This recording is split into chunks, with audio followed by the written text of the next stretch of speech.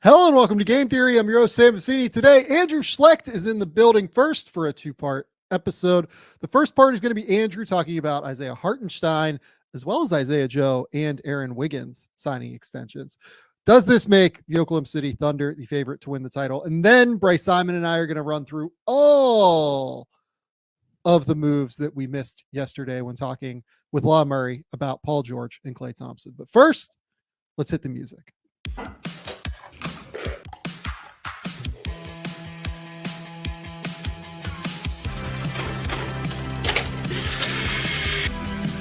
They do have a timeout. Decide not to use it. Way downtown. Bang! Bang! What is this going to be? Wow! Are you kidding me? Hello and welcome to the Game Theory Podcast. I'm your host, Sam Vecenie. But if you watch the tape, what you will see completely orchestrated this game. Andrew Schlecht, what is going on, buddy? A little bit of everything, Sam. It's that time of year. It is that time of year, but I had to have you on because the Oklahoma City Thunder are not the biggest winner of the early free agency period, but I would say they are in the top 3 or 4 to be sure, along with the Orlando Magic, the Philadelphia 76ers, a couple other teams that have done a really, really good job. I think the Mavs are probably interested, at least in what they've been able to accomplish so far with Najee Marshall and Klay Thompson. But the Thunder made their biggest foray into free agency ever by, I think it's a factor of 6, if I remember correctly. Yeah. Their previous biggest free agency acquisition was Patrick Patterson back in the day for a $16 million deal. This time they went just a little bit bigger. Isaiah Hartenstein has signed a 3-year, $87 million contract. That deal is front-loaded. It has a team option or a non-guarantee. I can't remember what the structure is exactly off of that third season. So they will be able to get off of that deal if they need to, heading into Chet Holmgren and Jalen Williams' massive long extensions that will assuredly be forthcoming next offseason. I'll just ask this question from the jump, Andrew. What problems does Isaiah Hartenstein solve for the Oklahoma City Thunder that they felt like they needed to fix heading into the offseason? Yeah, I think it kind of starts with the backup position for them in general, in that they had Jay Will, the other Jalen Williams, playing that spot. And he's a nice player. I actually really like him. I think that he has great energy. He can really pass, but he's not a great rim defender. And I think that whenever Chet was off the court, they just really struggled to protect the paint. And so they solved that immediately. You get 48 minutes of good center play. I also think he adds depth to the team that they needed. I think that they got into that playoff round with Dallas, and they didn't have enough guys, like, period. Like, I just think that they didn't have – I think they had like 4 guys that you felt like they could really count on. And I think that number will increase just by the age of the team as well next year, but just adding somebody else. And then, of course, the rebounding. I mean, they have struggled on the boards, and part of that is the backup center position. Part of that was that they didn't feel like they had a look that they could consistently go to that had double bigs. They played Jay, Will, and Chet together only 2% of the available minutes during the regular season. Yeah. And I think that shows that there's some hesitance there to use that. They did a little bit in the playoffs. Now with Hartenstein, he's a real passer. He's a real ball mover. He's a guy that can get rebounds. He's a guy that sets screens. He's somebody that was amazing with guys like Jalen Brunson and Josh Hart. And if he's helping run second units, setting screens for guys like J-Dub and allowing him to get to the hoop, you do like DHOs with him. You kind of let Isaiah occupy the middle of the floor as like this, like a middle mini hub. I mean, there's just a lot you can do with him. And I think just being able to increase your talent level without giving up any assets is like, that can be the lifeblood, and how like teams take a step up in the NBA without, I mean, they haven't sacrificed a first round pick all summer so far, and they've been able to upgrade their roster. So yeah, I think those are a few of the things that I think that he addresses. Yeah, it's really interesting to me. This is a team that has now added 5 new players this offseason, right? Between Alex Caruso and Isaiah Hartenstein, in addition to their 3 draft picks, Nikola Topic, Dylan Jones, and AJ Mitchell. And I'm glad you brought up the whole idea of them not having given up a first round pick yet. This is a team that has 1 million first round picks. They can do whatever they want league wide. Yeah. And they're finding ways on the margins to get better without actually giving up that asset value of pick capital, which is important for them moving forward because A, they're going to get expensive. Like more than anything, this team is going to be very expensive, and we're all aware of that. B, as we're seeing within this new construction of the collective bargaining agreement, where teams are avoiding the second apron like the plague, it feels like. Yeah. This team is hopefully going to be able to use those picks to be able to get, lower cost talent in the building. Yeah. Through the course of their core, which is really important for them moving forward. The big thing that this deal does for me above all is people will look at Isaiah Hartenstein. He averages 6 points, 7 points a game, whatever it is. He was to me a top 5 defensive player in the league among centers last season. Yeah. I thought he was outstanding. You look at any impact metric, he was just an elite defensive center. You added the rebounding issue. They were, I think, the worst rebounding team in the league this year. If they weren't, they were in the bottom 2. Yeah, they finished 27th, I believe. Yeah, 27th. That was just in defensive rebounding rate, though. I think they were pretty bad on the offensive glass as well. Yeah. Right? Yeah. Yeah, they definitely struggled. They got better as the year went on, but it's clearly an issue. Yeah, it was just a significant issue. And what Isaiah Hartenstein does more than anything, in my opinion, is he allows them to be multiple now. Yeah. They have a different look for any situation you can imagine. And part of this is Caruso as well. Yep. Having Caruso and Hartenstein, they can go pretty small if they want to. They can go, and their small is 6'5" across the board, by the way, in the backcourt. But Shai Gilgeous-Alexander, Jalen Williams, Alex Caruso with, whoever they want at the 4 and Chet Holmgren at the 5. Or they can go Chet and Isaiah, which I would imagine they won't do a crazy amount of necessarily, but I would guess they'll do it for maybe 5 minutes a game, something like that, on average. And then you can play Shai, Jalen, Alex Caruso, Lou Dort, whoever you want to do. You still have Lou Dort on this roster. You still have Case and Wallace on this roster, obviously. They just have so much flexibility here in terms of the lineups that they can run out. On top of that, the thing that they were missing probably more than anything was a big body to throw at Nikola Jokic, to throw at Karl Anthony Towns.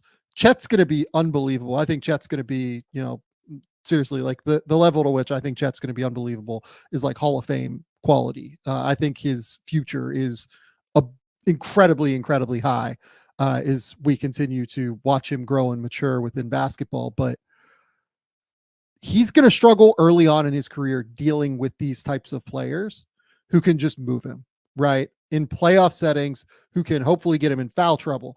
And once that would happen, they would really be in trouble with their 5-out structures. Having Hartenstein there and being able to play him with Chet at times in bigger lineups, in, situations where you can go 4 out, 1 in, 5 out totally. Hartenstein, his ability to run dribble handoffs, his ability to really pass from the high post, hit cutters, hit kickouts. To me, it's a perfect fit. It accomplishes everything you're looking for, from filling genuine needs that this team needed to fill from rebounding and interior defense perspective, as well as fitting the structure of the team. It's why I never really bought, for instance, the Zach Edey thing for them, right? Zach is a lot of things, and I think that Zach is going to be one of the 10 most valuable players to come out of this draft in terms of regular season value. But Zach isn't a great distributor, perimeter player, high post passer. I kind of got turned around on the Donovan Clingan idea. I think Clingan has some of that ability that Hartenstein has that would have been kind of interesting for them if they'd been able to move up if they had wanted to potentially. His ability to really pass and play make just kind of gives him that 5-out look that is going to be really impressive for them moving forward. Yeah, and I think when you take Giddey out of the picture, who would take possessions, and would take shots, and you add in two guys that are very low usage. But the thing about Caruso and Hartenstein is that they accentuate what this roster does, rather than with Giddey. It was always like, okay, how do we make this work? How do we fit him in? Like, he's another ball handler, he's another driver, he's another.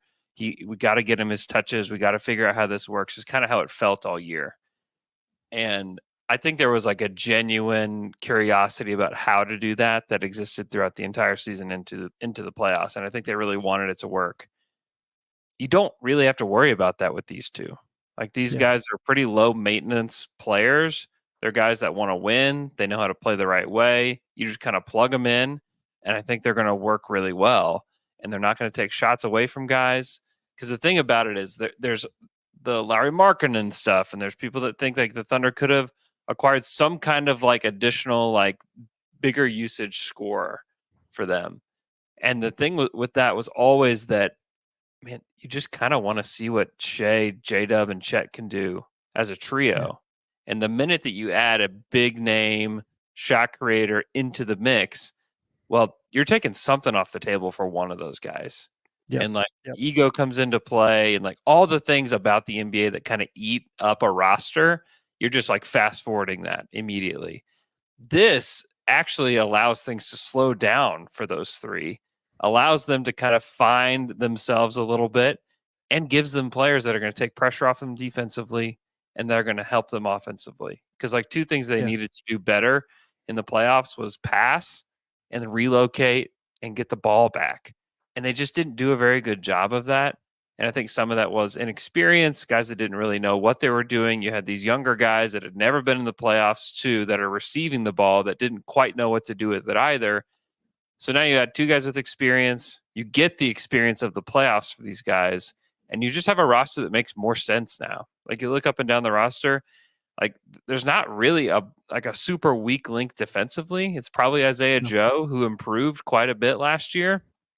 There's not somebody that you can like truly target over and over again that I think they're going to close with. And so I think the fact that they improved defensively and then offensively, this should just give them room to breathe, and give these guys room to kind of become the players they're supposed to be. And I think like that to me is kind of the secret sauce of both of these deals. Yeah. I mean, so this team has a wing in Jalen Williams that is rapidly improving. Yeah. If you told me that he comes into next season in his Jaylen Brown level, I wouldn't be stunned by that. At least I don't know that will happen necessarily, but his ascent and his work ethic is such that you can't rule that out.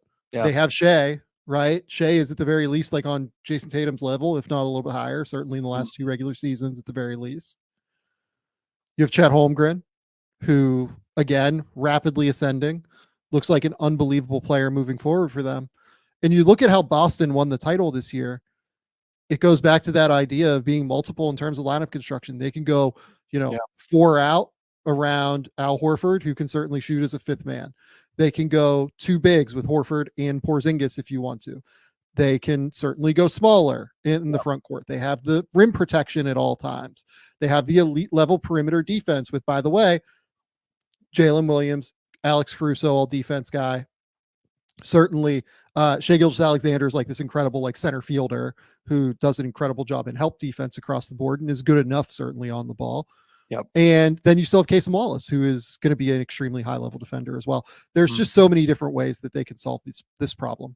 Right now, they can solve any problem that defenses or offenses present to them with a number of different two-way players in addition to a number of different lineup constructions. So I'll just say this up front. They're my favorite to win the title right now.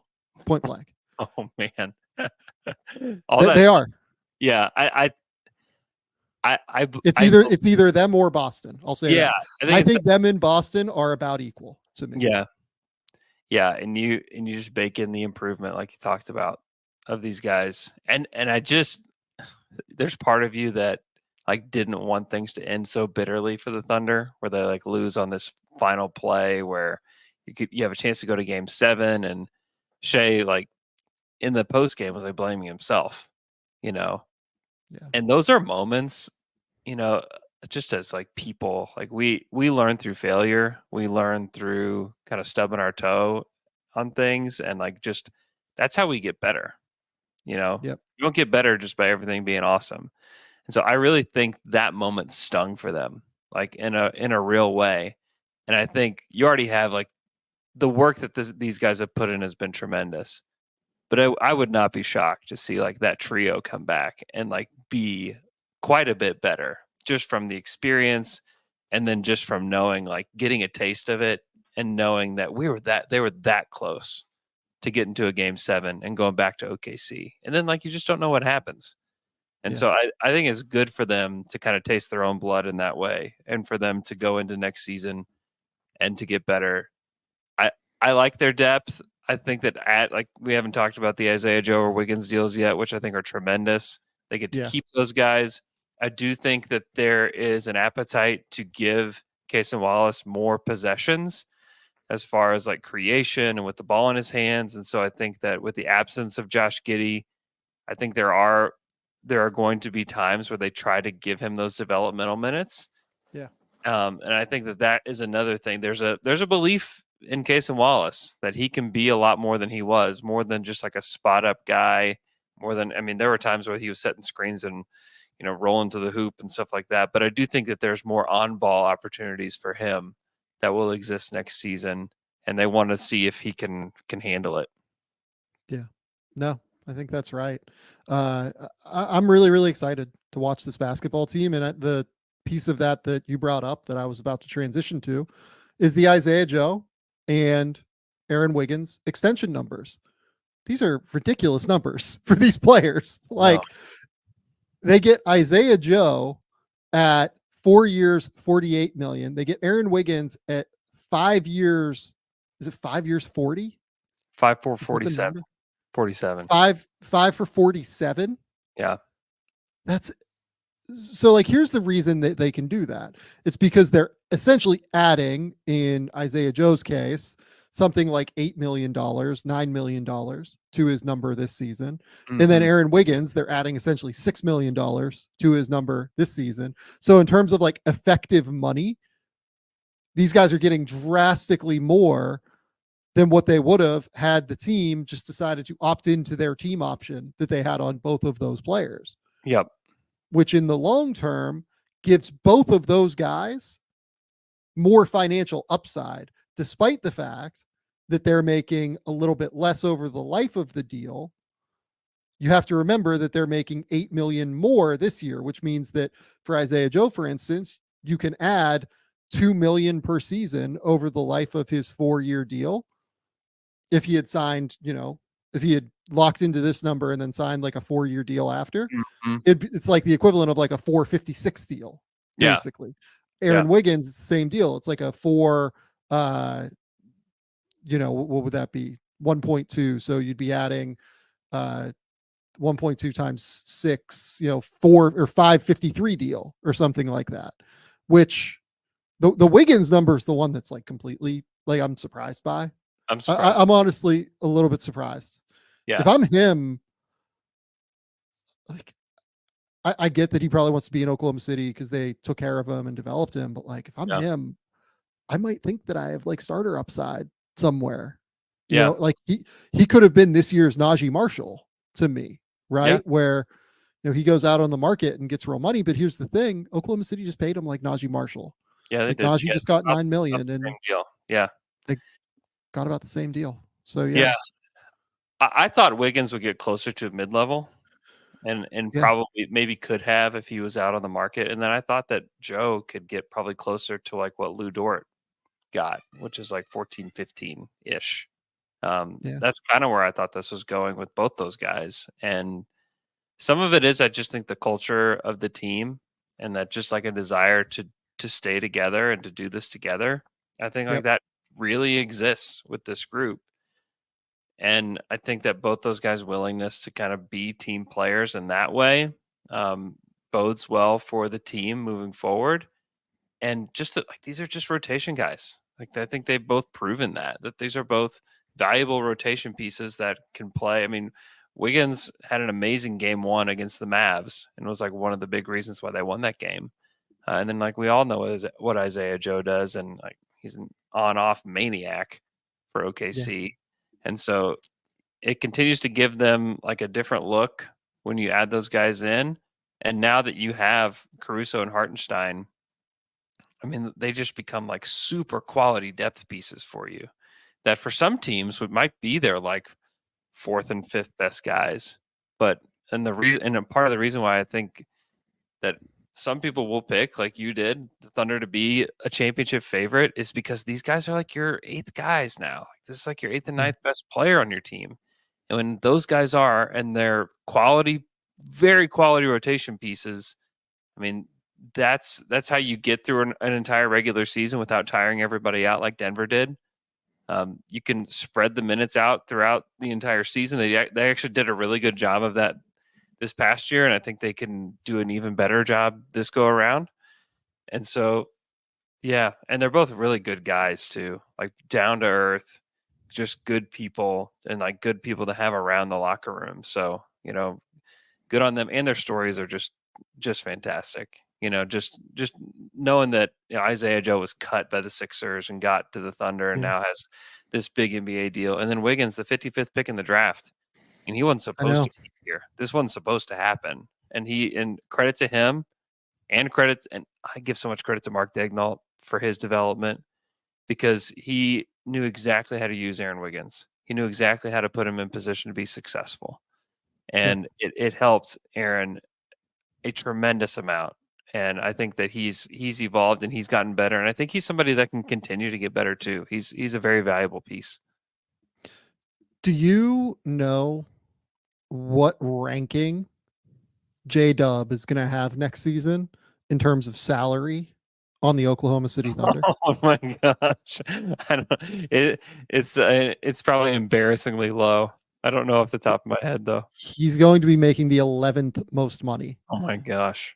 Yeah, he tweeted at both those guys. He was like, "Now I know who's going to buy my dinner on the road." So, like, he's still. I mean, look, that dude's going to get maxed out the second that he hits his extension number next summer. It's the easiest decision in the world. Yeah, but yeah, I mean, him at $4.775 million is going to be less than Nikola Topic at $4.9 million next year. Because of the way the rookie scale moves up a little bit every single season. Both, by the way, if I remember correctly, 12th overall picks, right? Yeah, both 12. Or was J-Dub 13? He was 12. Yeah. Yeah. So, you know, just continually every year. Continue to move up and move up and move up. Yeah, look, this is a home run across the board. This is a home run offseason for the Oklahoma City Thunder. They've accomplished every single task already within the first 2 days of free agency that they were looking to do.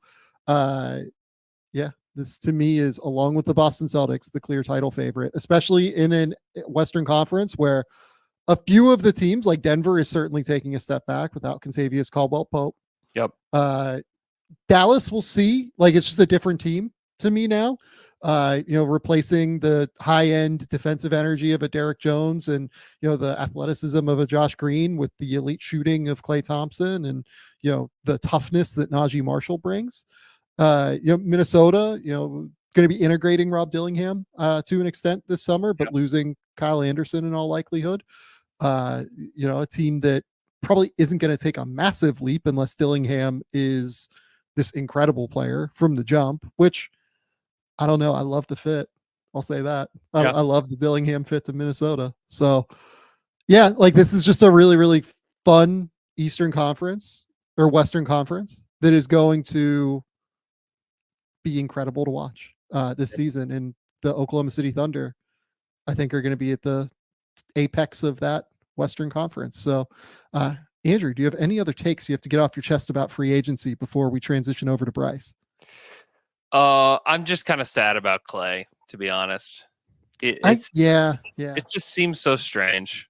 Just so strange to see him. And you hate to hear that, like, a legend feels disrespected at the end of I know. his deal. He's not the first one. This has happened many times throughout NBA history. It doesn't make it any less sad. I'll say that. Yeah, like I was talking about this with La Murray yesterday, and I'm typically like pretty, I don't want to say like cold-hearted, but like, this is a business, right? Yeah. Like I'm pretty like, this is a business and I get it. This is the first one in a while where I've been like, man, you guys couldn't do something. I know. Like you couldn't just like sit down and meet, but I know. hey, I mean, this is where we're at. So Schlecht, thank you for coming on. I appreciate you, buddy. Thanks for having me.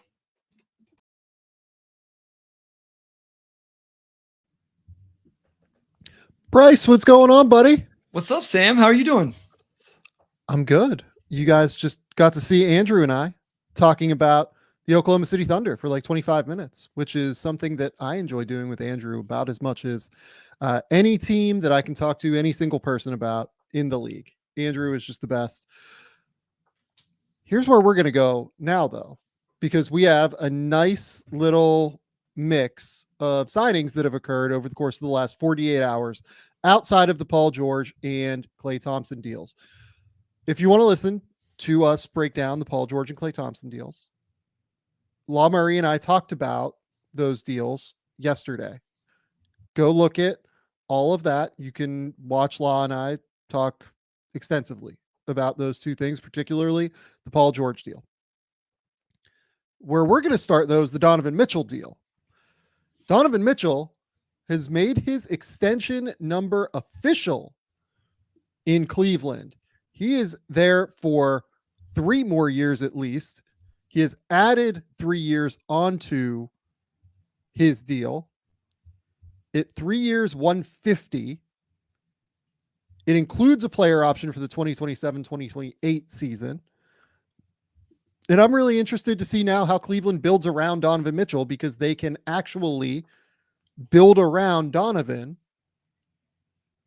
and then kind of decide, hey, is Jared Allen the right center? Is Darius Garland the right guard to have with him? That's where I'm like really, really intrigued. Yeah, I mean, that's what I like for Cleveland here is now they can pick a path and go with it. We've talked a lot about the Cavs offseason in terms of, does Donovan Mitchell and Darius Garland make sense? If not, then what do you do? Because if you don't know that you have Donovan Mitchell signed up long-term, then that complicates things a little bit. Do you need the 2 bigs to insulate these 2 smaller guards? Well, if now that they know they have Donovan Mitchell, if that means they're going to move off of Darius Garland, then do you have to have both of the bigs, or does it work better now that one of them's gone? Maybe you run it back. I don't know. Maybe that's what they will do. I love that they were able to keep Donovan Mitchell in Cleveland. I think he's really, really good. So this makes a lot of sense to me, and it just gives them a little bit of, okay, this is in place. Donovan Mitchell's in place. I would assume Evan Mobley's in place. Now we can decide, do we like this backcourt? Do we like this front court? Do we try it 1 more year? Do we try it for 50 games and then make a decision? But at least you have this domino in place to start building out the rest of your roster in the way that makes the most sense. Sam, I think you're muted. Yeah, this was a big one. I was muted. This is a big one, just in order to confirm how you can go about building your roster. With Donovan Mitchell now in place, you don't have to worry about trading him this summer. It gives you a longer timeline here. It extends out that amount of time that you have in order to figure out who your best players are and what the best core is for this guy. It gives you another year potentially. They have Evan Mobley, who weirdly still hasn't signed an extension yet. I'm sure that they were just focused on the Donovan Mitchell extension first, and we'll probably find out in the next day or so that Evan Mobley is going to get an extension. But you have time now to be able to figure out, okay, what if Jared Allen is just the better fit with Donovan Mitchell than what Evan Mobley is? Because we know we can get more on the trade market for Evan Mobley than we can for Donovan Mitchell, or honestly, probably for Donovan Mitchell, but more so than that, than Jared Allen. Is Darius Garland the right fit? Yeah. You've won yourself 1 more year now to see what these guys look like under Kenny Atkinson, right? Maybe every Cavs fan's dream that it was all JB Bickerstaff and that he was the reason why this team like couldn't advance past a certain point. Maybe that proves to be right. And Kenny Atkinson proves to be the right guy. Right. Or maybe Evan Mobley shows improvement in terms of his perimeter game. It gives you more time. It gives Evan more time. It gives the organization more time just to figure things out at the end of the day. And that's it. Like that's what they needed. I'm kind of assuming that they run this back now, because if you look around the league, who needs a big now? Certainly the Pelicans. Like if the Pelicans wanted to do something along the lines of one of the wings, Brandon Ingram, it doesn't seem like they're interested in trading Herb Jones or Trey Murphy, but one of the wings for Jared Allen. That's an interesting deal construction. But they're they're one of the few where I think that you can like make that case. A big that is that good, right? I mean, I think there's an argument the Knicks need a big now that Hartenstein left, but are they going to make a move for a big that's that good? I mean, it would be great, but what it's going to take to move him or to acquire him, the Magic have like 4. They're definitely not one.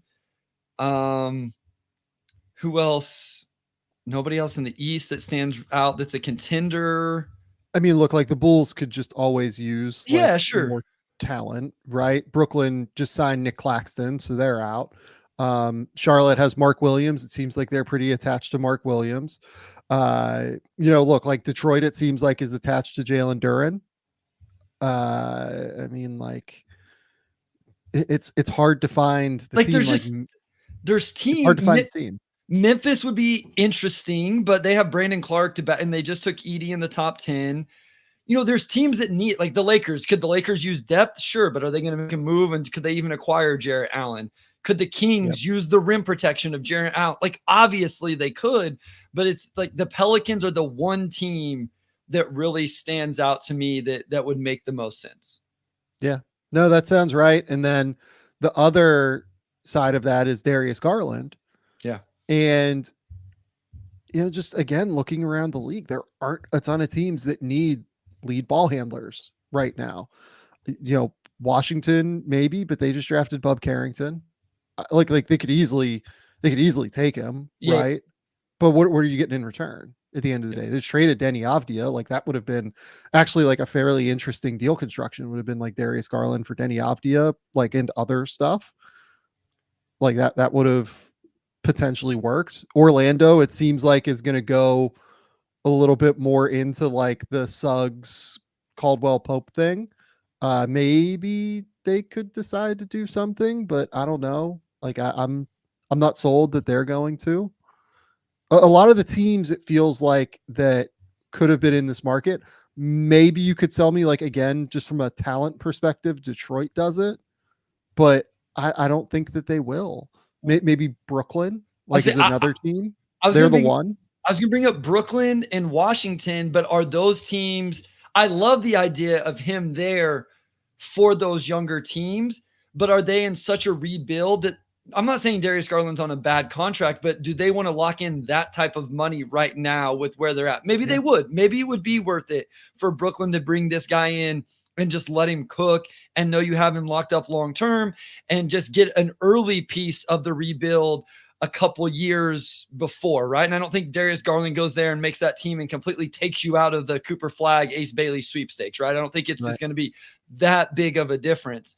So maybe Brooklyn could do that. And they have some interesting pieces that I think would make sense to Cleveland. No, like Cam Johnson, a wing, Dorian Finney-Smith, a wing, those guys would make sense. You'd have to attach some other things there, maybe a pick or something. But yeah, like that's the team that makes the most sense to me. If I'm Washington, I don't want to supplant Bub Carrington right off the bat. I mean, maybe I would want to get him into my organization and see before I go trade for somebody that's going to be making, roughly $40 million on average for the next 3-4 years. So Brooklyn is the team that really stands out the most. But I'm just not sold that they decide to go down that road. Yeah. Utah doesn't make sense, Sam, right? Like him and Keontae is such a small backcourt. That doesn't work in Utah. They just drafted Collier. Like, yeah. I'm not saying that, like, you can't, just have What Collier about be San backup for a long Antonio? time, Like, but still, so San so like Antonio's always been the team for me. I'm kind of assuming that this Chris Paul move is basically just to give them another year to figure out what they have, right? Like I think that they want to explore, hey, we've got this like really great floor general here now. Let's figure out what it looks like with all these players when they're in the right positions and like we have a guy out there that's like organizing everything in a really substantial way on the court. So I don't think they're going to be interested in a Garland move at this juncture. I will say this: So him and Steph would be a lot of fun in a backcourt, though, because Castle could take all of those defensive matchups. yeah, With his passing and his connectivity, and Garland has his gravity for the shoot. I'm just saying I could get behind that. That would be interesting to me. I think I agree with you that they just let Chris Paul come be the point guard they need to figure things out. Maybe they don't make this move now. Here's the other. Do we think Cleveland should make this move? We've talked about this a lot. Or would you run it back for at least 50 games and see until the All-Star break? I understand why they would be inclined to run it back and just hope that Evan Mobley improves. Sure. If Evan does take a leap on offense, it solves a lot of their issues. It solves a lot of like if he can like become the perimeter, offensive player, even that like Anthony Davis is. Like so not to say Anthony Davis is some incredible perimeter player, but he's just like a level above what Mobley is, right? If he can become like even that guy, let alone the post game that AD has and everything, but just become more comfortable out on the perimeter, I think it would solve a lot of the issues. I ultimately think that in an Eastern Conference with Boston, with all of their wings and great backcourt defenders, and New York with all of their great wings and backcourt defenders, that this roster with Garland and Mitchell is probably not well suited to be able to match up well with those teams. Now, I think there's a reasonable case to be made that those are like future facing problems and you don't have to worry about those quite yet. And you can give it another year and see what it looks like. But I would probably rather do this early than later. So I would probably make the move if I was honest with you. If I could find a team that would give me like a great defensive wing and like a great bigger wing, I would probably rather do that. But I understand their hesitancy to do it. And I understand their desire to give this another shot under a different coach. Yeah, that's a good point there too, right? With Kenny Atkinson and maybe the offensive creativity that he's able to figure out to make those two things work. I feel like my gut has always been go ahead and move Garland, just knowing that you're going to let Donovan cook and try this out with Mobley and Allen for another year or at least 50 games and see, because that front court is so impressive defensively if you can make it work on the offensive end. But I will always give these caveats. It also depends on what the return is for Darius Garland. Is Darius Garland worth what I think he would be worth on the market, especially at this point in the offseason, right? I would assume at this point you have a bunch of teams who feel really good about what they've done. They feel like they've done their thing in free agency. But maybe you have a team out there that's desperate, that's going, man, we lost this guy or we missed out on that guy. We need to really take a swing right here. And they'd give you a king's ransom for Darius Garland. And I want to be clear, this is no shot. I think Darius Garland is awesome. I really do. I think he's a really good basketball player. I just don't love the Garland-Mitchell backcourt. And I think they both would flourish even more in, not on the same team, I guess. And so that's where I'm at. And that's where you have to worry about like, okay, if there are diminishing returns there, and that's kind of why I'd move early as opposed to later, honestly. If there are diminishing returns there, you might be artificially deflating Darius Garland's value by continuing to have him on your roster because we get further and further away from the year where he made the All-Star game. Yeah. People forget how good he was, and it's harder for them to see that and remember that. Yeah.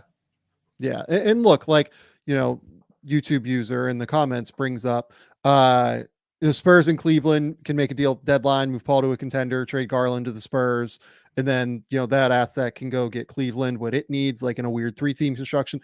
There are a lot of answers here, sure, right? Yeah. And that's why I do like understand them giving this another half season at least before looking at the deadline. Yeah, like this is interesting to me, at least. One thing I will note on the Mitchell extension, so like Derek Reynolds brings up in the comments, Mitchell's short extension is very much a force the Cavs to compete right away thing. It's more about, so he's not Supermax eligible because he got traded, which means that in 3 years, which is when this extension, he hits player option status in that 4th year. So in 3 years, Donovan Mitchell will then be eligible for the 35% max deal that, for instance, Jayson Tatum just got, right? So it's more about maximizing Donovan Mitchell's long-term finances as opposed to like, hey, we're putting pressure on the organization now. There's 3 years here. They have time to figure it all out. And really, it just depends on kind of where everything goes. Okay. Speaking of Boston, let's go to them real quick because they made a few moves. Okay. Jayson Tatum is now locked in, 5 years, Supermax deal. Right deal, right player to do it on. Fantastic move on their part. They had to lock in Jayson. They have Jalen with them. It's going to get expensive. We'll figure that out. They also did Derrick White on a 4-year, $126 million extension that I believe is a player option on the end of that. These are the moves you make whenever you win a title. You lock in your core. Derrick White is always going to have an immense amount of trade value. I think Kristaps is like the one that I worry about in terms of trade value, just because of the injuries, especially given that he's going to miss 6 months here to start the year. He's also on the shortest deal though, Sam. I mean, he is. Yeah. He's only locked up for 2 more years, where the rest of these guys go to 28, 29, and then Tatum 29, 30. Goodness gracious. Yeah. 71 million. That's amazing. And Drew Holiday is now locked up on the extension he signed in the season in April, if I remember correctly. So they're locked up. Like, this is going to be a contender now moving forward, at least until next year. We'll see if at some point the luxury tax becomes too onerous for Wyc Grousbeck. The other big news out of Boston was that Wyc Grousbeck is considering, taking on, investors, or at least, looking at selling the majority stake of the team. So at the very least, this confirms that for the next 2 years, I would say, Boston is going to be a real contender. Now we'll see what happens after, the Kristaps deal comes up and, what happens with ownership here, everything like that. But this does lock in like a nice 2-year window post title to where they're going to have some runway to be able to go. Yeah, I mean, it makes sense. We talked about this with the Nuggets, kind of going the other way of not just locking in this core that was really good and paying the tax and figuring it out how to win on the margins and all of that stuff. Boston said, we're going to lock in this starting 5 that is just amazing together. I think 2 years is really Al Horford is 38 going into the last year of his deal. Porzingis has 2 years left. He's going to miss, a chunk of next season. Drew Holiday's 34. This team is going 2 years from now. Something's going to have to change because they're going to start to age out. I don't know. Like, the expense it's going to be is going to be crazy, along with whatever I don't even fully understand the ownerships. I mean, they're for sale. I understand that part, but I was just listening to what the guy said in terms of wants to control the team for 3 years until something else. I don't know, but a couple years, this is the East Conference looks like it'll go through Boston, assuming they stay healthy. And then they locked up all, Tillman's back, Cade's back, Cornette's back. I'm interested to see what happens with Hauser. You add a 1st-round pick. It's just, they're running it back, and you can't blame them for it because they were pretty darn good last year. The crazy thing is that, like, I think that they can still get like relatively close to the second apron. I don't think that they can actually get beneath the second apron at this point, but they can get relatively close if they were to do something like move Peyton Pritchard and Jaden Springer and bring in like Shireman and another max guy there. Or another minimum guy, not a max guy. Good God. Minimum guy. Like, that would cut, I think, like if they signed Anton Watson to like a minimum deal, right? That would be, I think, like 3.5 versus I think it's like 10.7 that Pritchard and Springer owed. And that would have them at 13 guys, and they'd be like right at the second apron or so, like right there. But they'd have to bring in like one more player. They're like, they can maneuver around and like do some things. It's just like, do you want the flexibility in season to be able to move Peyton Pritchard and Jaden Springer, to bring in somebody else kind of? That's what's interesting here. Is it worth doing it? Because they're not going to be able to avoid the second apron next year. I mean, because the way I would assume, I mean, Jaylen Brown's going up 4, Tatum's going up 20, 3 between Holiday and Tatum and Derrick White are the big ones. Tatum goes up 20 and Derrick White goes up 8. So they are. And Al Horford's not on the book, so you either have to replace him or something. Right. So right. I just, how much is it worth it to duck under the second? I wonder how much does that save them in actual cash, like ownership and paying the tax? Is that significant, getting under the second or would it just be the flexibility? I just wonder. This is one of those scenarios where ownership's gonna have to pay a crazy amount eventually. I just wonder if they could save a little bit now to be willing to pay a little bit more over those next 2 seasons. Yeah, but then it becomes really hard to find like the Horford replacement. You basically have to do it in the draft at that point, as opposed to like being able to combine they can't combine the Pritchard and Springer deals. They'd have to send them out separately under new second apron rules. But it becomes harder is the answer. It becomes considerably harder. The other move they made here is they signed Xavier Tillman to a minimum deal, like a $2.3 million deal, it looks like, over the next 2 years, 2.4 on average, maybe. I'm intrigued, at least. I think Tillman's a good role player. I think he's a great bench player. I don't think he's anything resembling like an Al Horford long-term replacement necessarily, but Xavier Tillman, he's a guy I've always been a fan of. I had a first-round grade on Tillman that year. He got drafted by the Memphis Grizzlies. I'm at like 25 or 26 or so. I love the defense. I love the energy. I love how strong he is. He's a great post defender, moves his feet super well on the perimeter defensively in ball screen coverages. He's just like a perfect, like, 4th big man, 3rd big man to be able to have and be able to come in. Okay. And so I want to clarify something. I was thinking that I don't think ducking under the second apron doesn't save actual money other than the amount of, like, I didn't know if it was exponentially more being over. Once you're over the luxury tax, you're over the luxury tax. It doesn't matter. First apron, second apron, whatever. It would just be the luxury tax is level. There's levels to it, right? So like, you'd have to duck all the way under the luxury tax, basically, which isn't really something that they can do at this point. Correct. Yeah. In order to avoid the repeater tax. Yes. And then additionally, there are levels to the tax as well, where it's kind of like a tax rate kind of situation, where if you're 0 to 5 million, there's a bracket. If you're 6 to 10 million over, there's a bracket. Like it goes up and up and up, right? Gotcha. So they would save a lot of money. They would save, I can ballpark it. Like I would say they'd probably save 25 million by doing. But they're still going to be in the repeater. The repeater is just whether you're over or under the luxury, and there's no chance getting under the luxury. So that's correct. Yeah. So in my opinion, they're probably just going to stay over. They'll probably keep these guys and then like look at moving them maybe in season for another replacement and then go from there. Look, Boston did what it's supposed to do. Boston did exactly what it's supposed to do here. They retained everybody. They won the title, and now they're going to run it back, and we're going to see what it looks like. Okay. We have to do it, Bryce. No, we don't. Yes, we do. I'm sorry. I apologize for this. I'm deeply sorry, but we have to talk about the Detroit Pistons. The Detroit Pistons signed Cade Cunningham to a 5-year, $226 million deal. I'm interested to see if this has, all NBA language in it in some way.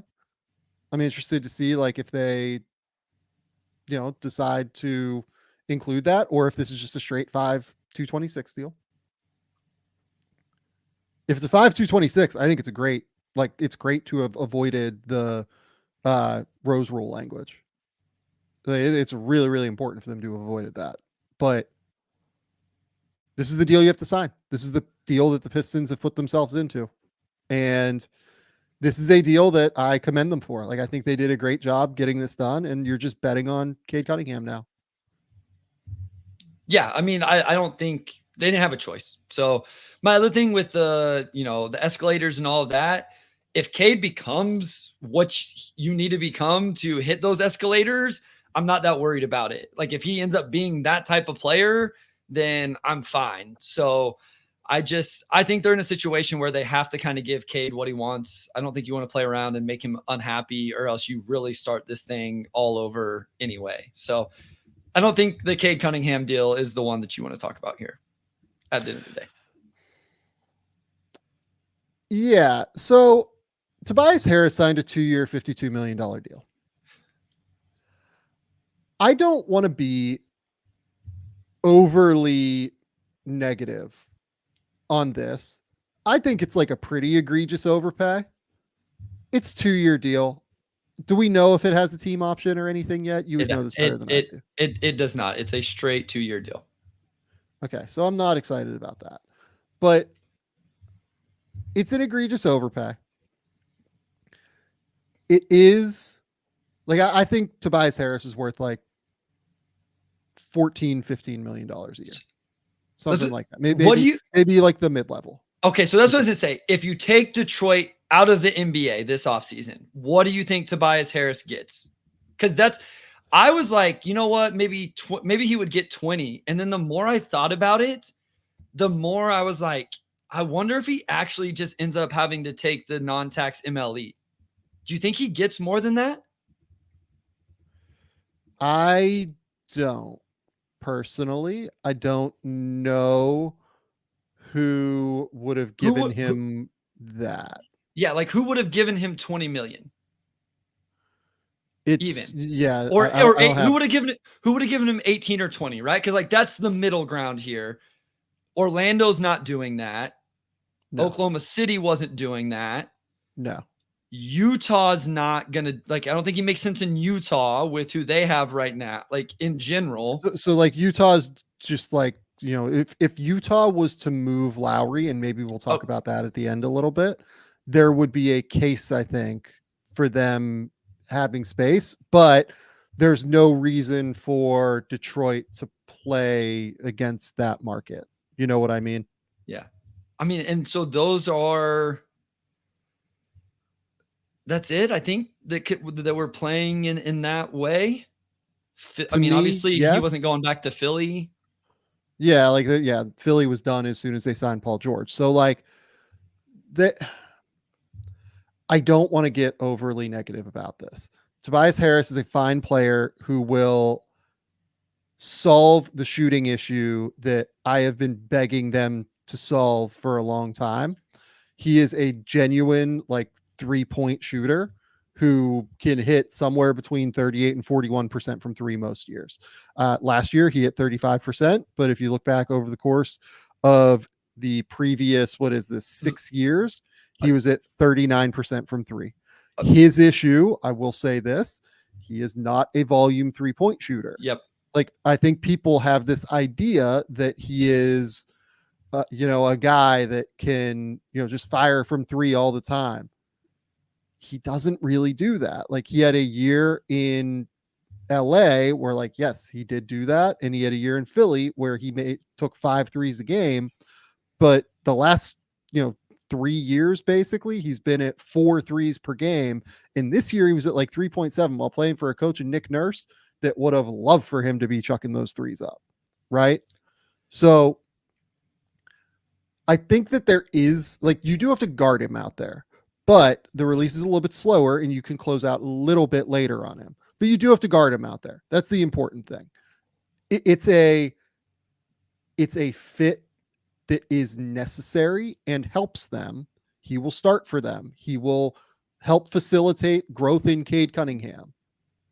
I don't know who they were bidding against. I think it's an overpay, maybe by like a factor of 2. I worry about the fit a little bit more maybe than some do, just because he does like to get into that mid-range area and shoot a little bit more often than what I think the prevailing opinion is. It's a bad contract, and I am surprised that the Pistons did it at the end of the day. I am surprised that the Pistons did it, even if I understand why they did it. So I've said I'm fine with it. Like, I'm fine. And like, some Pistons fans got on me today. We just recorded the Pistons Pulse a few hours ago, and people got mad at me. Like, this is ridiculous. So like, why don't you like it more? And I'm like, so I'll start with the negatives. He is older. I'm a little bit nervous that he's going to turn 32 in a couple weeks. And, he's not a younger player. I don't like defensively. He's definitely not a plus. Where's Tobias defensively at this point in his career as a 4-man? Is he a complete negative? Is he complete negative? I mean, not like a catastrophic defender. Is he better than Bojan though? Yes. Bojan was catastrophic to me. Okay. He's like the level, he's like a level and a half above Bojan. He's a negative defender, but he's not like a disastrous defender. And so it's not like true 3-and-D, and the contract was more than what I would have guessed. Honestly, I don't care that it's $26 million if it would have had a team option on year 2. Now, here's the thing. Maybe they get into next year, and here's how this could play out really nicely. So I'll play the positive things. You brought up the numbers. I will say over the last 5 seasons, Tobias Harris has been very consistent. It's essentially 17.5, 6.5, 3 assists, under a steal, like 1.5 stocks, 1.5 turnovers, plays over 30 minutes, plays 70 games a year, 50, 37, 38, shoots good from the free throw line, all of that stuff. Like that's who he's been. Hopefully he'll be that for 2 more years. I could see this working out nicely if Detroit gets to a situation where, hey, we want to go trade for player X, and there's $26 million to put in that trade along with a couple young assets, if that's what they get to. Like, they have that contract on the books. I've said that before with contracts I was trying to justify, and it never turned out that way. So like, I'm kind of scared to justify it in that way anymore. If there was a team option on this, I almost wouldn't even care. Because if there was a team option, I would say this is totally fine. Because what else were they going to do with the $26 million this year, right? They still have 25 that we don't know what they're going to do with. The opportunity cost is a good question, right? Yeah. Because to me, and I'm sure based off of everything Trajan Langdon has said in his comments, in public facing things, and like from what I've been told, like privately, he has definitely gone out and like tried to explore the market of taking on money in order to get assets, like very, very clearly. You know what I mean? Yeah. So I do want to be very clear that I think he is trying to do that, and he still has time to do that. He still has enough money to do that, to be sure. It's all kind of cyclical for me, though, in terms of this stuff. Like, you probably are paying Tobias Harris to pay for the development of the young players. Sure. Right? Like, that's your goal. You're trying to just help these kids out. Which isn't a bad way to spend your money. 100%. The idea of it. But, and this is something that Trajan perpetuated by drafting Ron Holland, not totally his fault, though. And like, honestly, like 7% his fault. Like very, very little his fault. You need shooters within the young core that you're playing. Sure. The reason that you end up having to go out and pay Tobias Harris as much as you do is because you haven't accounted for fit within the young core of what you've already built. You just keep drafting guys. You're just like, oh yeah, upside. Let's just draft the upside guy, right?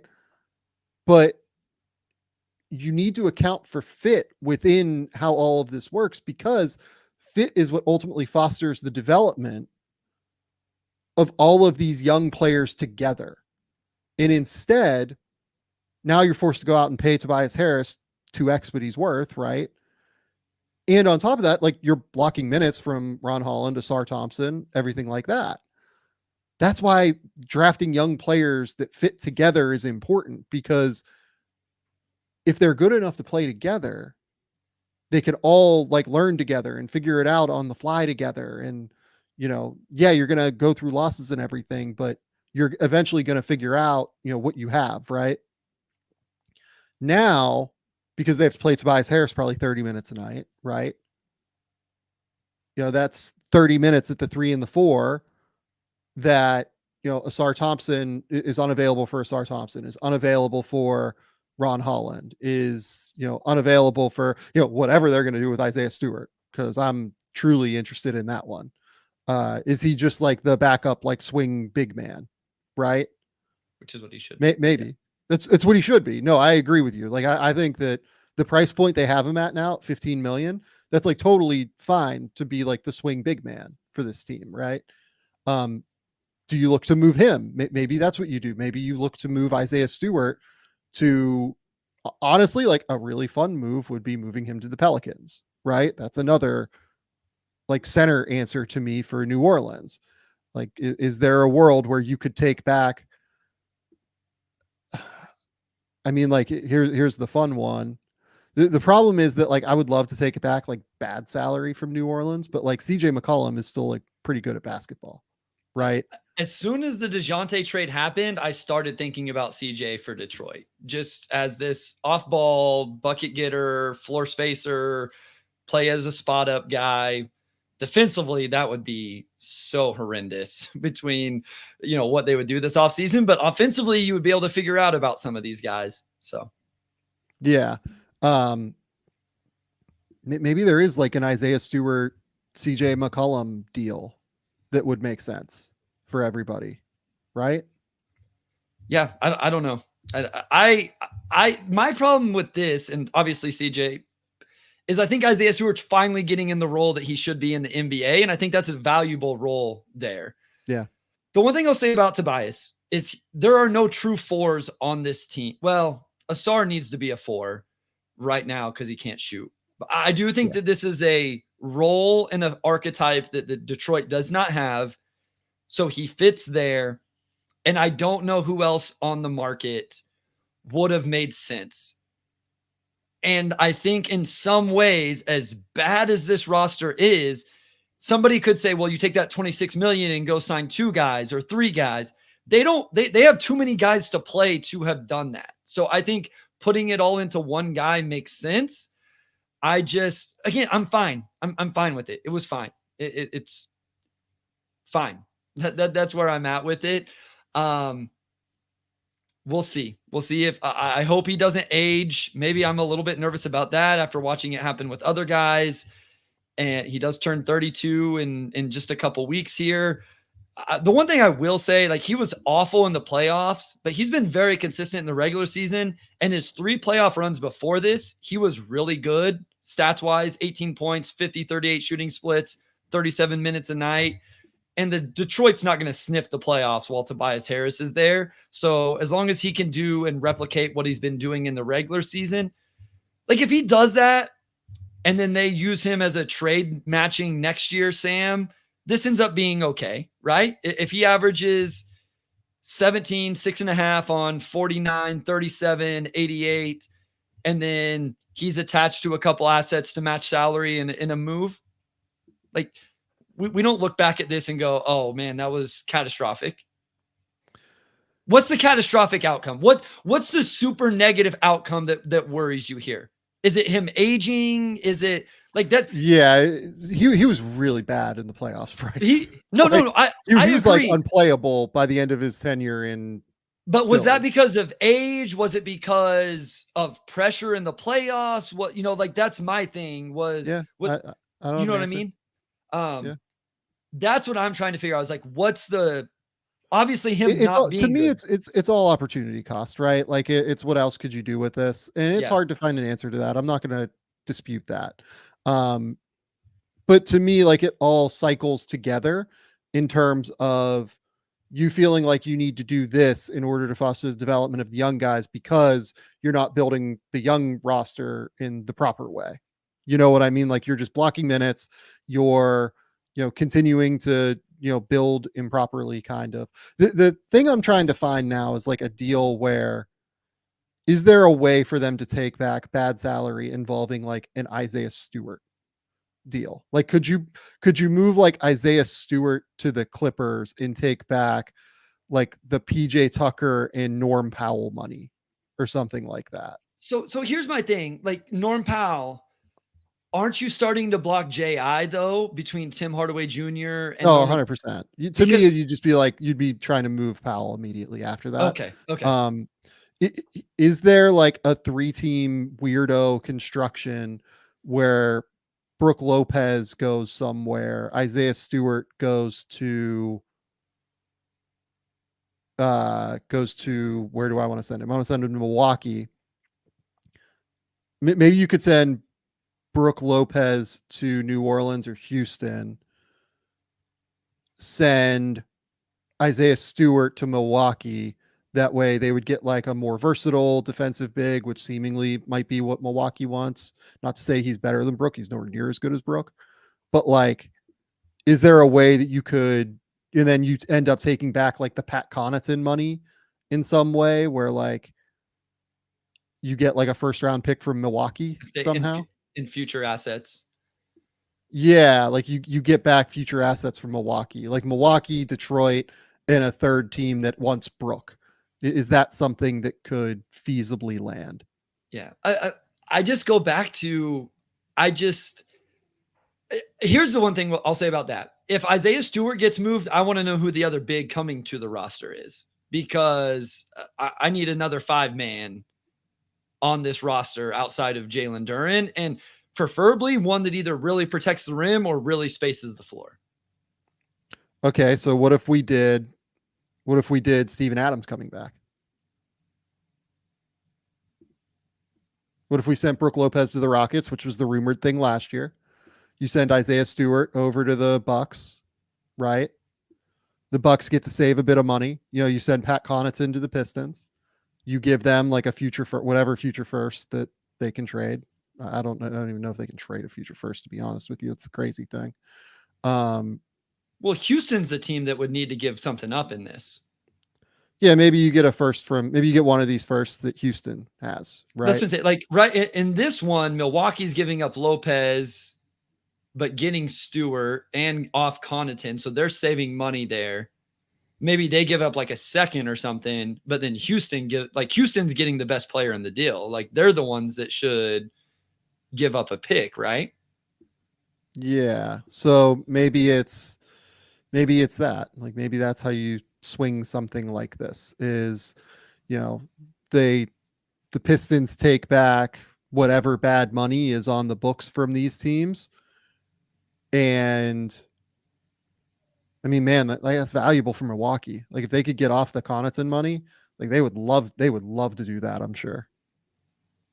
And they take back a little bit of extra money, and then, man, that'd be weird to me if they couldn't figure that out, actually. Because Lopez to Stewart goes down as well. What's Lopez make? Because Stu's only on 15. Yeah, Lopez is 23, but if you do Connaughton and if you do it'd have to be Adams and then like the Jock Londale deal, basically, to the Pistons. So like they could take on $15 million, get a first round pick, and have Steven Adams to play that. Yeah, and then you have Adams there. So basically you're taking on an extra 15 mil. This is what it would look like in theory. Here. Let's see if I can share this. Something along these lines where it's, Isaiah Stewart, that first shouldn't be going to the Bucks. Never mind. It should be Isaiah Stewart going to the Bucks, Brooke Lopez to the Rockets, and then Steven Adams, Pat Connaughton, Jock Londale, and a first to the Pistons. I'm not like, I wouldn't do that. Like I wouldn't do that if I was the Rockets. I'd just be happy with Isaiah Stewart, frankly, or I would just be happy with Alperen Sengun as my big, and I wouldn't do that if I was the Bucks, because I would just keep Brooke Lopez. Yeah, but it seems like the Bucks are interested in moving Brooke Lopez, and it seems like the Rockets are interested in Brooke Lopez. Yeah, so if we're just taking on money to get a first for the Pistons, I think that's an interesting way to do it, right? Yeah. I would wonder. I'm interested to see how the Pistons value Stewart. I think I've always valued what Stewart can be a little bit more than others, but I've also valued him on a good team. And it's just like, how long is it going to be before they're a good team? And he's the only big on this roster who even conceivably spaces the floor in some capacity. And that would worry me, not having anybody to do that. Yeah. Yeah, no, I agree. I definitely don't disagree. This is what it would actually look like here. So it'd be Stewart to the Bucks, Brook Lopez to the Rockets, and then Adams, Connaughton, Londale, and a first to the Pistons. That feels like a workable construction for everybody, given the incentives that those organizations seemingly have, even if I disagree with those incentives, let's say. Yeah, sure. That's working around the idea of what we think the Rockets may want, what the Bucks may want, and trying to get into those spaces. Sure. Yeah. No. Okay. Look, like with the Pistons, we'll just see, right? I would love for this to work out. I would love for Tobias Harris to be great because it would make Cade Cunningham like happier and would hopefully have him have space. And I love watching Cade Cunningham operate in ball screens and figure things out. The thing I will say is Tobias Harris is good out of the corners, Sure. which is like something that will be useful for Jalen Duren rim running and being able to find a little bit more space that way. But yeah, I'm intrigued to see what they do. Let's run through some of these smaller deals now before we get out of here. Let's talk about Golden State. We actually might have to talk a little bit longer about Golden State. I'm realizing. DeAnthony Melton signs a 1 year, like $13.6 million deal. I think that's full mid-level price. Yep. And then Kyle Anderson today signed a 3 year, $27 million deal in a sign and trade that they're fitting in basically to the Klay Thompson exception that they generated. The last year's non-guaranteed in that Kyle Anderson move. So basically replacing Klay Thompson with DeAnthony Melton and Kyle Anderson. That might be better than Klay, given what their needs were last year. I like DeAnthony Melton. I think he's a good player. I think that was a good signing there. Bringing Kyle Anderson in. I feel like Kyle Anderson, is a guy that plays with the high feel and all that. Like, I think he'll fit into this roster. I mean, they're not what the Warriors used to be, right? Like we know that's the situation with them. To me, the scary thing with the Warriors is you look through this roster. I say this all the time about the Pistons, Sam. Who's the second leading scorer? Who's the second leading scorer next year on this Warriors roster? Not Wiggins, not Green. Yeah. Honestly, is it Pods? I mean, sure. It probably is Wiggins. Honestly, it probably is Wiggins. It's probably Kuminga, right? Like they have to turn Kuminga loose. Yeah, you might be right. It might. What was it this? How close was he this year? I mean, Kuminga was on Kuminga. Yeah, it's Kuminga. Kuminga averaged 16 points this year. Yeah, look, it just depends on like what version we get of Wiggins, right? Like if Wiggins is back and like is playing well, like it would be Wiggins. If it's not, you're probably right that it's Kuminga. I forgot Kuminga like averaged like 16 points a game. I thought he was at like 13 or 12. Yeah, it's probably Kuminga. Yeah, I was surprised when I looked it up that it was as high as what it was. I assumed he was like a little bit lower even than what he ended up. He was third for everybody. Klay was at 18, essentially. Kuminga 16, Wiggins 13. Then Pods. I mean, listen, maybe they let Kuminga go crazy, and then you can fill these other guys. My point here was, I think Melton and Anderson are nice pickups if they can play in the roles they should be in, which is fourth options on the floor spacer for DeAnthony Melton, go defend, those type of things. And that's only going to happen if Kuminga continues to take another step. And like you said, Andrew Wiggins gets back to what he could potentially be. Then these things are interesting. If Yeah. that's not the case, then you're asking these two guys to do way more than what you signed them up for. But I liked Anthony Melton. I like Kyle Anderson. A long way of getting to that. I do like those. They can make a lot of sense.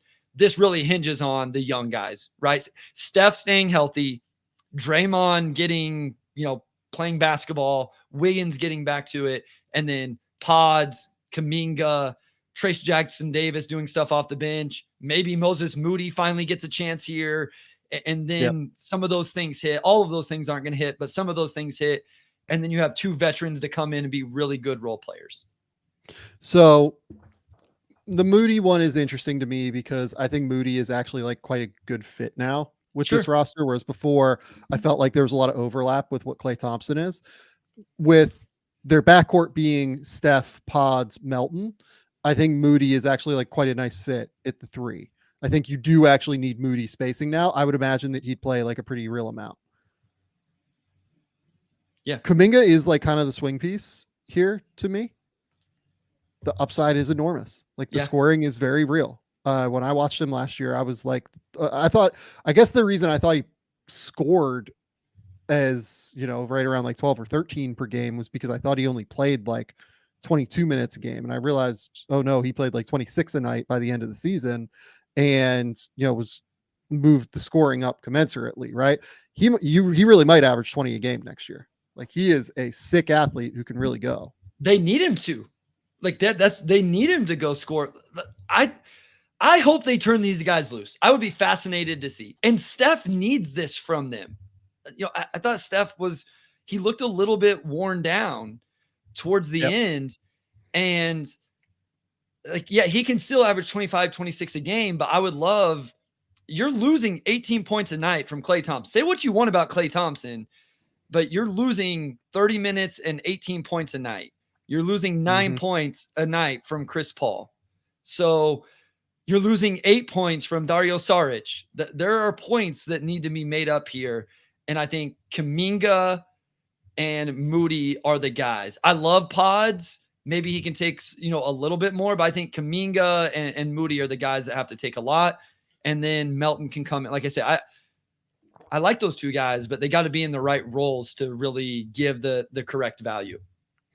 So here's the other thing that's happening with the Warriors right now. They are seemingly trying to convince Utah at least to part with Lauri Markkanen. Yep. Romaine versus asked, what would the price be for Markkanen? I would venture it would take one of Kuminga or Pods, certainly Moody, and probably 4 firsts, I would say. Because he's a more expensive player than Bridges. Like he is well, you know what though? He only has the 1 year left too. I would venture he's about the same price as what Mikal Bridges is, basically. So if I'm Utah, that's actually a deal that gets me in the door if they're willing to like sell everything outside of one of Kuminga or Pods.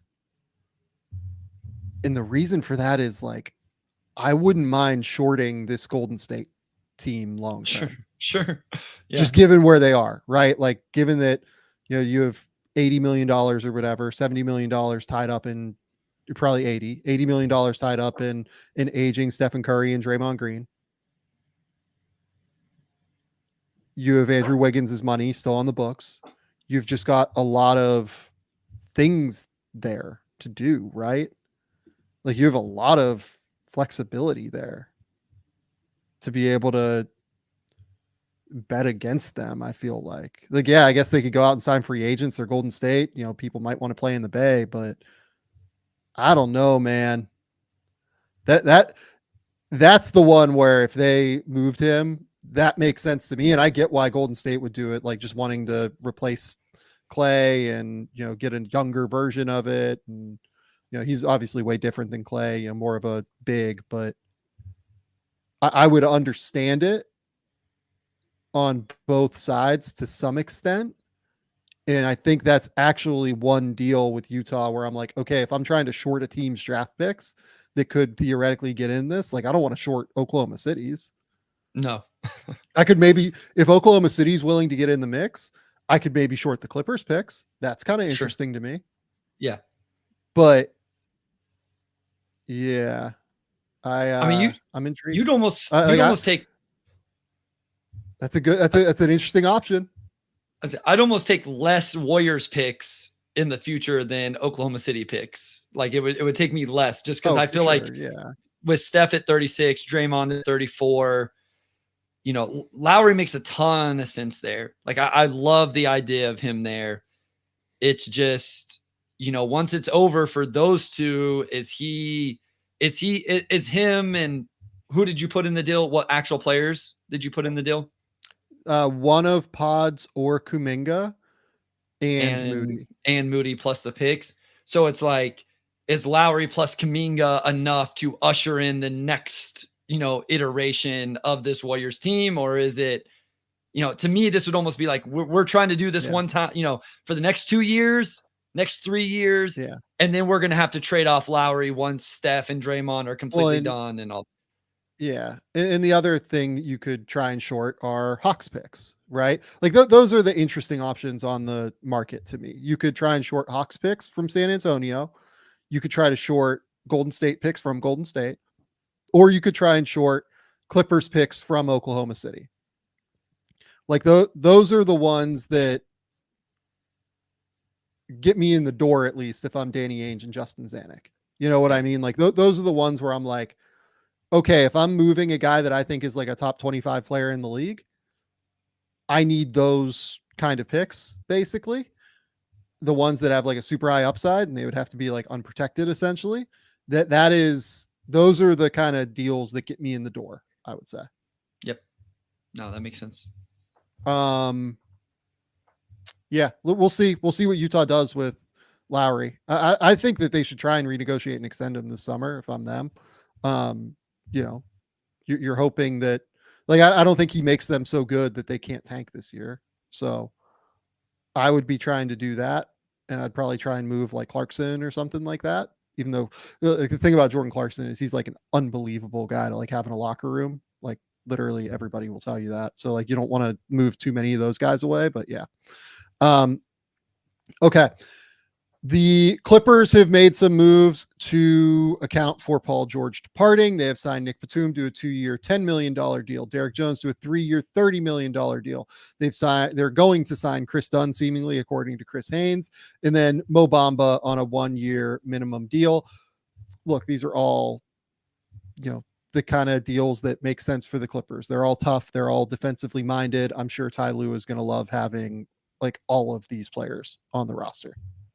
Yeah, no, I mean, it makes sense. You have Kawhi on the roster. You have James Harden on the roster. You're moving to a new arena. You had to try to continue to be as competitive as possible. Everybody would agree that, they've taken a huge hit by losing Paul George for nothing. And as, the Thunder have gotten better, the Mavericks, I guess have gotten better. I mean, I guess you could quabble with that or whatever, but they've gone the other direction. They can't go tank. Like they can't trade off these guys. And so you bring in some quality players in Derrick Jones Jr., Nick Batum, Chris Dunn. Yeah, it's fine. This is what they had to do as they had to pivot away from Paul George not being there. Yeah. These are just flexible, versatile wings that are going to make them really hard to play against, at least. Like that's one like real benefit to it. Yeah, you could put out a lineup out there with some of these guys that can really, really guard between Dunn, Batum, Jones, Mann, Kawhi, Zubac. Like, yeah, you could put out a lineup out there that can really guard.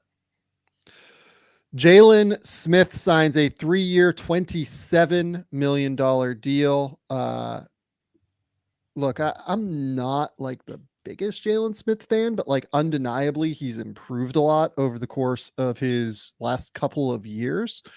I do worry that he's like a little bit stiff to ever be a starter defensively, but he's improved as a shooter in the way that I think people hoped that he would coming into the draft, when he was in the draft and Phoenix crazily took him in the lottery and then let go of him after 2 years. But like this is a $9 million deal for a spacing center, which is what you desperately need if you're going to have Josh Giddey on your roster. And a team that has no backup center. You know, they let Andre Drummond walk for nothing. He's in Philadelphia now. And you just look at this roster. You have Vooch. You have Patrick Williams, who's, you know, not playing any minutes at the 5. He's a 4. He's a forward. And then you have like your next biggest player is, you know, Josh Giddey, Julian, you know, like there's no bigs. So this is a move I actually think is fine for the Bulls. It makes sense. He spaces the floor. He gives you a backup big on $9 million. Like, cool. You know, I'm fine with that. Yeah. Look, it's not like a home run or anything for No. me, but it's a deal that makes sense for them to chase a big that can be a third big and space the court. So I'm in on that. Speaking of, you know, $8 million, $9 million deals for bigs, Orlando signed Goga Bitadze again. And then also re-signed Gary Harris to a 2-year, $14 million deal. Bryce, any thoughts here? What is going on? I'm confused. Is this a Wendell Carter Jr. trade? I think that they also re-signed Mo Wagner to a 2-year, $22 million deal. No, I think it's that Goga was probably too good to let go for nothing, right? Like, why did he go back then? Was there no market? Listen. To me, it's more that like I would venture that no team was going to offer him 8, which is an early bird free agent, like, you know, what Orlando was capable of offering him. He was also on like a minimum cap hold there, so he didn't affect their cap space and doesn't affect their cap space. So they can offer him more money, essentially, than like, for instance, like Russell Thomas brings up the Knicks, right? They can just offer him more money than the Knicks do. Like the Knicks, I think, have 5 and they were able to offer him 8, right? So if you're him and you haven't made crazy money yet, like he's probably made 15 or so, I would venture. Yeah, 14.25 so far. Yeah, like you want to max out your money in whatever you can. And the Pelicans don't have that. They're in the same boat. All they have is the taxpayer MLE. Okay. Yeah. I don't know. I didn't think there was any way he'd end up back in Orlando. And listen, I that sounded wrong with Orlando. I love Orlando keeping good players. I love the idea of them keeping good players and having this depth and all of that. It just, I guess I was surprised. I didn't think there was any way all of these bigs would come back to Orlando in terms of Mo, Goga, and, you know, then you also have Wendell Carter Jr. already there on an insane contract. They extended Jonathan Isaac as well. I know he plays, you know, more at the 4, but I was just interested. I thought Bitadze would end up somewhere else where he would at least be the second center on a team. So I was a little bit surprised, I guess, more than anything with how this played out. Yeah. Look, if I'm a little bit surprised that it's like 3 years, to be honest, like more than anything. Yeah, I mean, like you could make a case that maybe him trying to take like a $6 million deal in New Orleans and just being like, I can maybe be the starting center here. Maybe that like maximizes his potential value, but it's hard to turn down 25.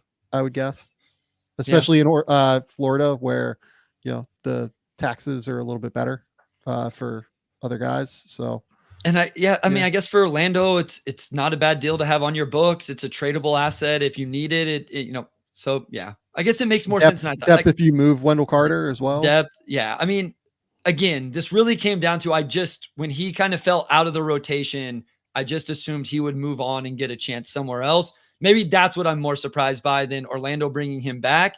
It's that somebody else didn't value him or prioritize him in a way to get him out of Orlando. So Jonathan Isaac has renegotiated and extended his deal for 5 years, it looks like. I'm guessing, given that it's been structured as a renegotiation and extension, according to Woj, that this will be a descending contract where they, you know, give him the most that they can this year and then have it like extended out into the future and have that number go down by the percentage at 8% each year. I'm also betting that there is injury protection in here. I don't know this. This is me totally speculating. I am guessing in some respect that the Magic will be covered for if his like career ends up, in a problematic place injury wise.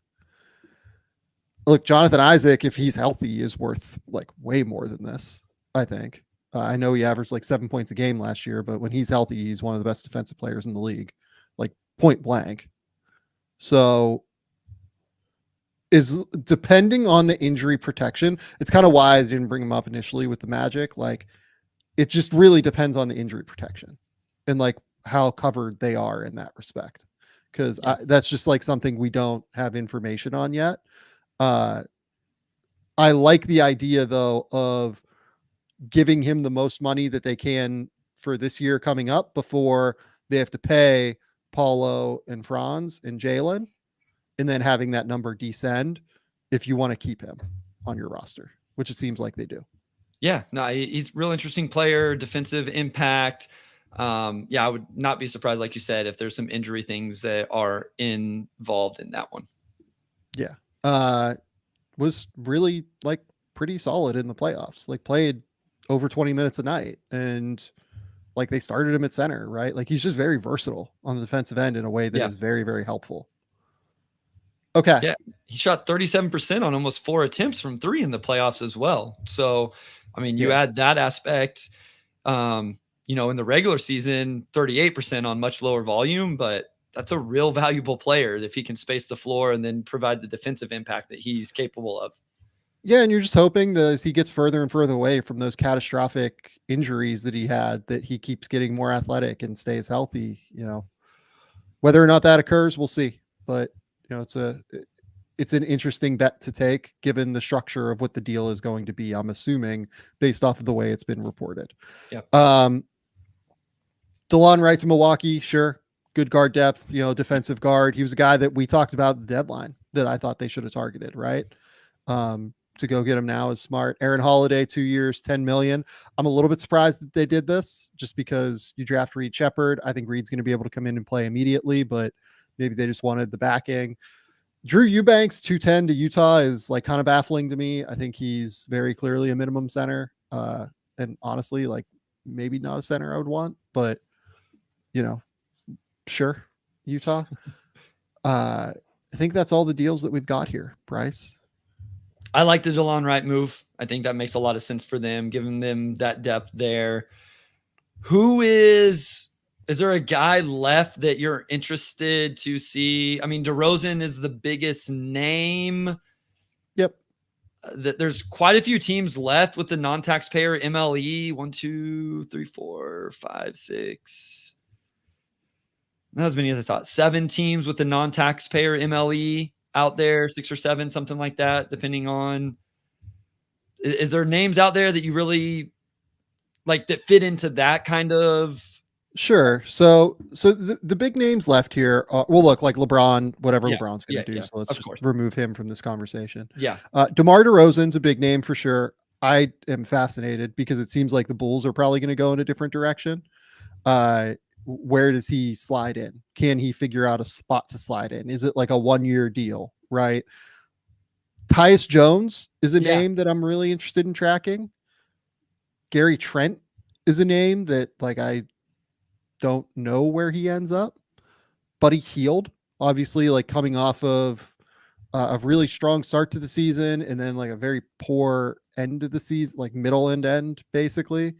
But still like one of the best shooters in league history. And like Caleb the other Martin. name here, I mean, Caleb Martin's a great name. Isaac Okoro is a great name. Fontecchio, I'm just assuming that gets done in Detroit at some point, right? I think that's an order of operations thing. His cap hold was so low, they can afford to do all of these other things and then do his deal at the end after they've used cap space. Yeah, but like you can still announce what that deal is once you have the agreement anyway. Like no, that's true. It's a little bit weird to me. Yeah, Caleb Martin's a great name there. Sadiq Bey, like coming off the injury, he's a guy that I think like could be really interesting, but we just don't know enough about the injury and what that looks like. The big one though is Miles Bridges, and like I don't want to get into like a whole Miles Bridges thing here, but where he ends up and how he ends up somewhere is interesting. And does Charlotte just retain him is going to be interesting. So looking at the potential non-taxpayer MLEs, this was a tweet from Keith Smith. I believe it was this morning or maybe this afternoon. So this may have changed a little bit, but teams that are like competitive teams, you have Cleveland, you have Houston, you have Indiana, potentially the Lakers, depending on the LeBron stuff, and Memphis. So those are the teams right now that have that 12.8 million non-taxpayer MLE. How does Memphis have that? Interesting. Okay. I'm sure Keith's right. I'm not questioning Keith. Keith is very good at this. And I will say he followed up that tweet with a clarification that like based on his projections or something. Because you know how some of these mechanisms can hit a little bit different. Yeah. I was trying to find exactly how but those are the teams that he had in that tweet. So yeah, Keith is actually looking at Memphis's space. There are ways for them to get that for sure. Like, look, they could move Contra. Like, here's the other team that could like very easily move people into the Pistons space. Right? Oh, he said real quick. He said, "Please note, this is very much my best estimate. Nothing is actually signed, nor are most trades official yet. But this should be pretty close to where each team is at for adding outside talent." Yeah, so like Memphis has 13 million in space against the tax and 12 players signed. They also have Edie to come in whatever they're going to do with Kennard as well. That's the thing that like throws it is Kennard. They will lose that if they bring back Kennard, which I think Jake Fisher said that they're like kind of working on something potentially to bring back Kennard. Shout out Jake. Yeah, I would think that actually goes away, basically. So then there's a lot of taxpayers. OKC still has the room. And then obviously like Orlando still has cap room. This may have been before the moves today, though. That was this morning. So that's probably changed. So scratch that. Philly has a little bit of cap room. Philly's the other one. Yeah. Like what does Philly do? 9.2 is his estimate. Sac has the partial non-taxpayer MLE. He has it at 9.5. San Antonio's is kind of wonky because of how they want to operate. Utah with a bunch of cap space. Detroit with a bunch of cap space. So yeah, like Philly to me should be trying to get like Chuma Okeke. I'm just trying to think of like bigger defensive bodies. Haywood Highsmith is a name I would chase if I was them. Yeah. I'd try and chase Kessler Edwards, I think. The other thing that Philly can do is give KJ Martin like a big balloon payment and use him to go get a deal. Like they can pay KJ Martin up to like 19 million or something wild. And then like keep that deal for the trade deadline. And then use that expiring deal to go get like another guy and have like a bunch of picks and everything to be able to do that. One other Monte Morris to the Suns. Thoughts on that at all? Yeah, good backup point guard for them who can like keep them organized in bench units. Like they were missing that at times this year. So having more of that is interesting. He's just not a great defender at this point. And I felt like it was a little bit difficult to have him on the court at times. Thoughts on the potential Russ to Denver talks?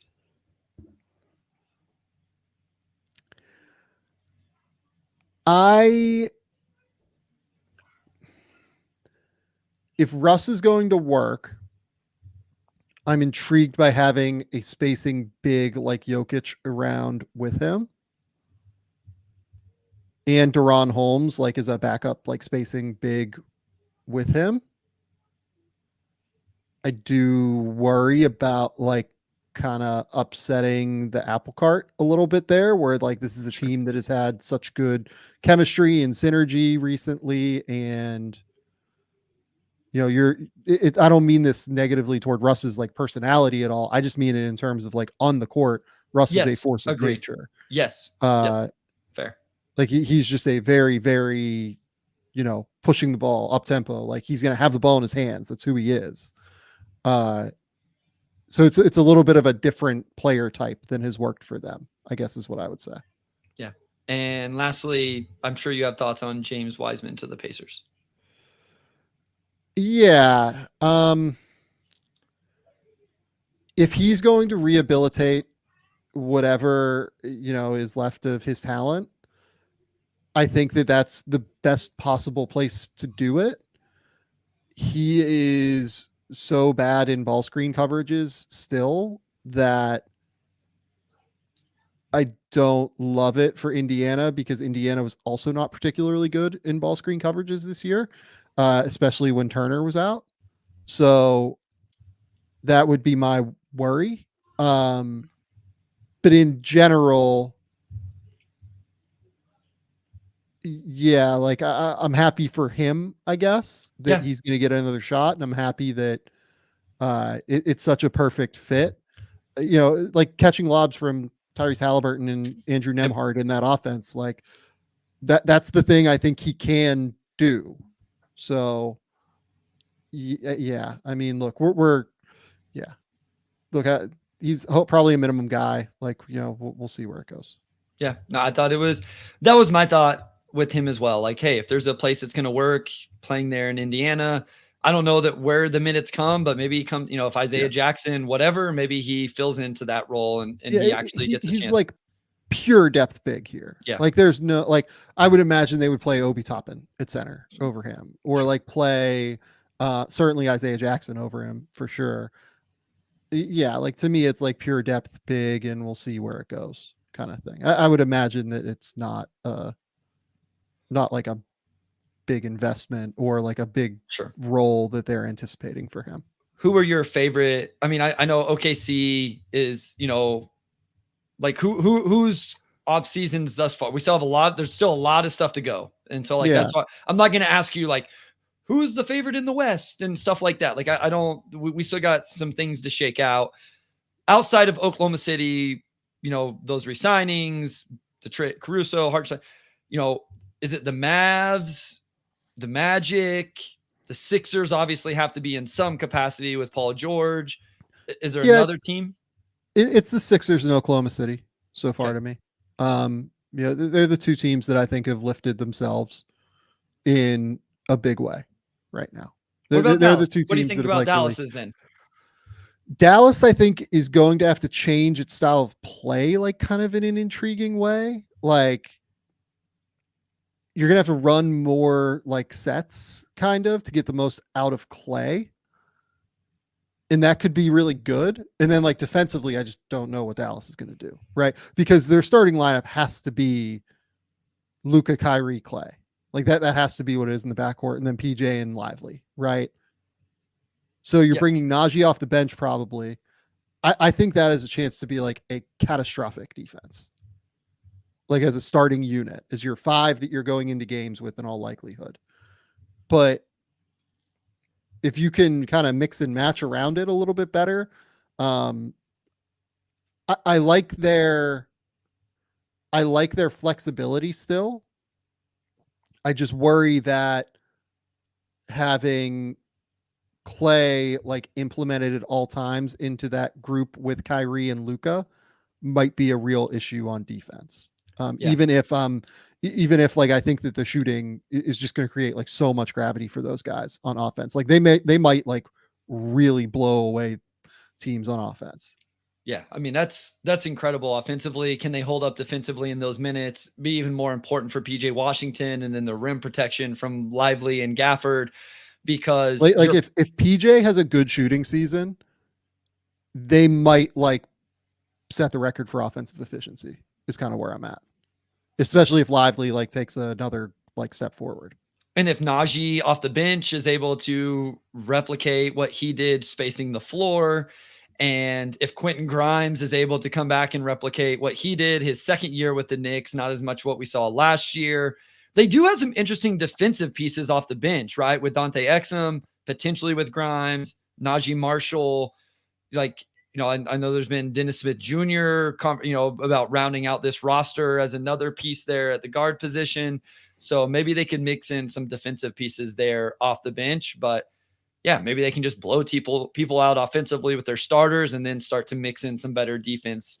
Or or maybe Sean Sweeney will just be incredible as a defensive coach. But It's possible. But Bryce, my dog is looking up at me, telling me, "Hey, it's time. It's time for the podcast to end." Yep. She has the look in her eyes, like, "Okay, like I've heard you talk now for 2 hours. It's time to go." Bryce, tell the people where they can find your work. Tell the people what's going on. Yes. My bad. At Motor City Hoops on Twitter. I don't know what that was. At Motor City Hoops on Twitter. That's where you can find my Substack stuff, other podcasts I go on. The Pistons podcast. If we just released one, if you want to hear us talk about Tobias Harris, Tim Hardaway Jr., and JB Bickerstaff, we talked about it for over an hour. If you're interested in that. And just follow over there. You can find all of that. Otherwise, I'm here at the Game Theory podcast with Sam Vecenie. Go to The Athletic. Keep me employed over there. We will be back. I don't know if we'll be back tomorrow. My guess is actually that we probably will not record tomorrow. Now that we've gone 3 days in a row podcasting about the free agency situation across the league. We're now caught up on every deal that has occurred. Unless something crazy happens, like we will probably not go live tomorrow. And then maybe the next day or the day after that. And we'll figure it out from there. But yeah, go to The Athletic, go read all the draft coverage I did. Go read all of the great writing that the folks over there are doing about the signings and free agency and things like that and trades. I might do a thing on like some of the younger guys that have moved teams. Like I kind of want to write about Dyson Daniels. It is my thing right now. He is awesome on defense, and I really like that fit that they're kind of going for. So I might do that, but we will see whether or not that gets done. Until next time, though, we'll talk soon.